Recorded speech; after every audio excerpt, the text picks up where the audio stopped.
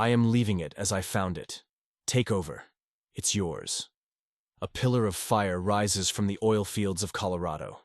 Ellis Wyatt has set fire to his own creation and vanished, leaving behind a burning torch that will blaze for years.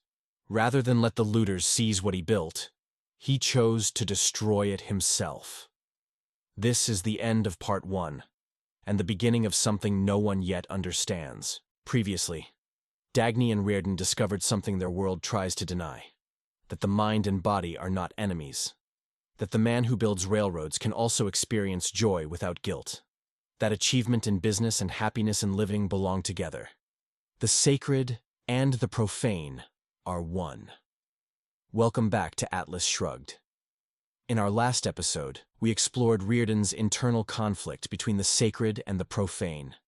Today, part 1 concludes with a shocking image: Wyatt's torch. Ellis Wyatt, the oil producer whose fields made Colorado's industrial boom possible, sets fire to everything he built and disappears into the night. This act of destruction, the destruction of one's own creation rather than surrender it to looters, becomes a symbol of the producer's rebellion. But what does it mean? And who is taking these men? The chapter opens with the passage of new legislation designed to strangle the booming Colorado economy. New directives would freeze wages and prices, preventing the market from functioning. Workers would be forbidden from quitting their jobs without permission.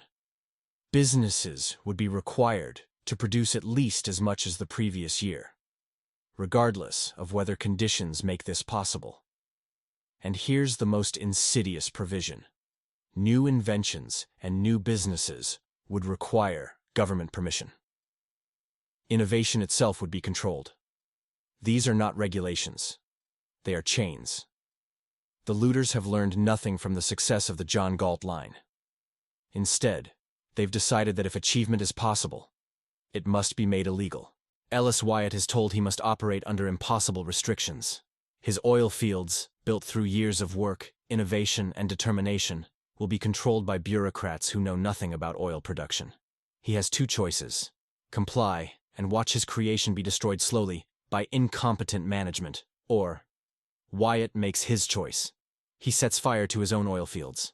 A pillar of fire rises from Colorado, the wells ablaze, burning with a fury that cannot be extinguished. The note pinned to his empty house says only, "I am leaving it as I found it. Take over. It's yours." He has left them nothing but flames. What does Wyatt's torch mean? On one level, it's an act of defiance. Wyatt refuses to let the looters benefit from his work. If they want his oil, they can try to pump it from burning wells. He has denied them the fruits of his labor. On a deeper level, it's a message. The producers can leave. The mind can go on strike. The men who move the world can simply stop. And when they do, they will leave nothing behind for those who sought to enslave them. But there's also a mystery. Where did Wyatt go? Who recruited him? The question, who is John Galt, takes on new meaning. Someone is taking these men. Someone is organizing this exodus. Part 1 ends with fire, and with questions that will drive the rest of the novel. Let's recap what we learned in this climactic conclusion to Part 1. New legislation threatens to freeze the economy and ban innovation, making achievement itself illegal. Ellis Wyatt destroys his own oil fields rather than surrender them to the looters, creating Wyatt's torch. The act of destruction is an act of defiance, and a message that the producers can withdraw their sanction. And the question, who is John Galt, becomes urgent. Someone is recruiting the vanishing producers. Someone is leading them somewhere.